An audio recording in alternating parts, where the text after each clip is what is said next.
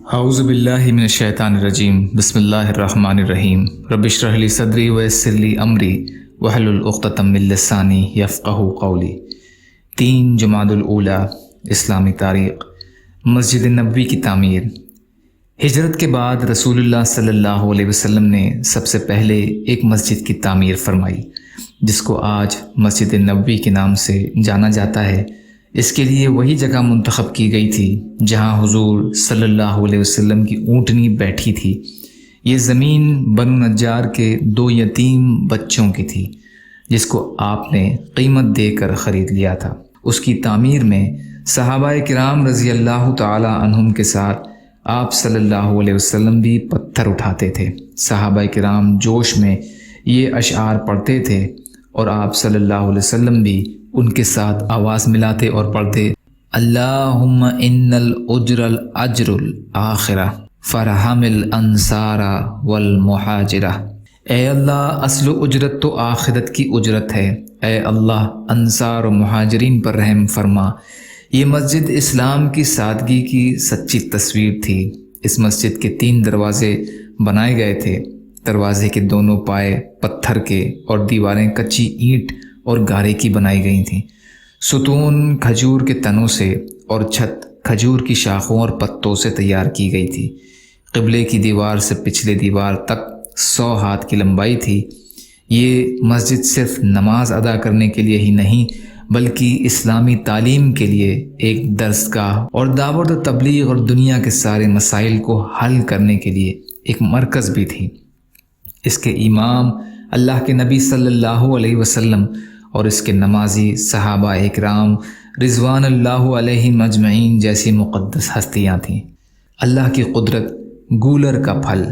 اللہ تعالیٰ نے دنیا میں ہزاروں قسم کے پھل پیدا کیے، لیکن گولر کے پھل میں اللہ تعالیٰ نے اپنی قدرت کا اس طرح اظہار فرمایا کہ جب گولر کا پھل پک جاتا ہے تو اس کو توڑنے پر بہت سے کیڑے نکلتے ہیں جو اپنے پروں کے ذریعے اڑ کر غائب ہو جاتے ہیں۔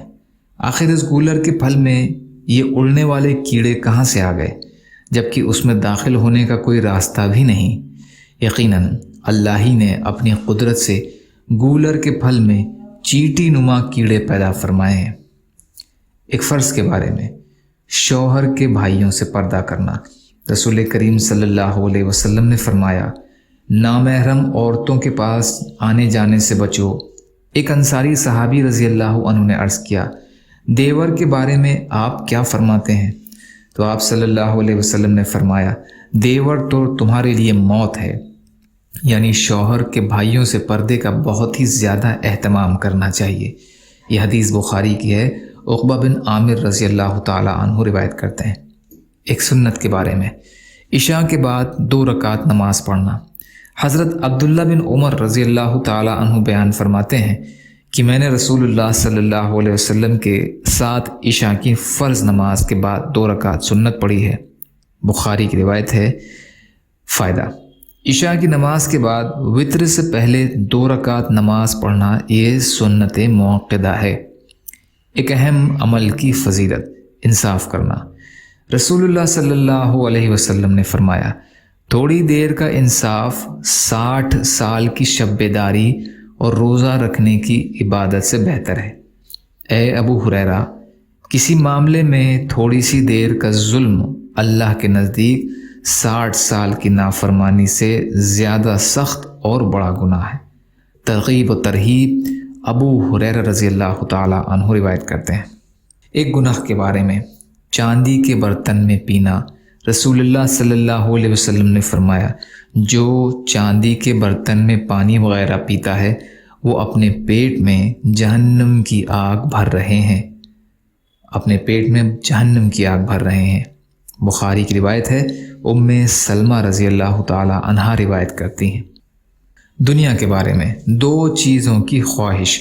رسول اللہ صلی اللہ علیہ وسلم نے فرمایا: بوڑھے آدمی کا دل 2 چیزوں کے بارے میں ہمیشہ جوان رہتا ہے، ایک دنیا کی محبت اور دوسری لمبی لمبی امیدیں۔ بخاری کی روایت ہے۔ ابو ہریرہ رضی اللہ عنہ راوی ہیں۔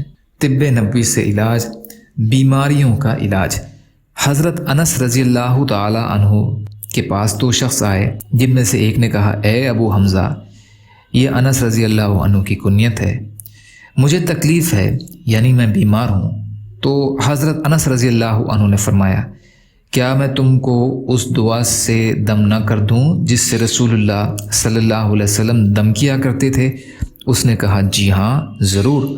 تو انہوں نے یہ دعا پڑھی، اللہم رب الناس اذہب البعث اشفی انت الشافی لا شفاء الا شفاؤک شفاء لا یغادر سقما۔ بخاری کی روایت ہے۔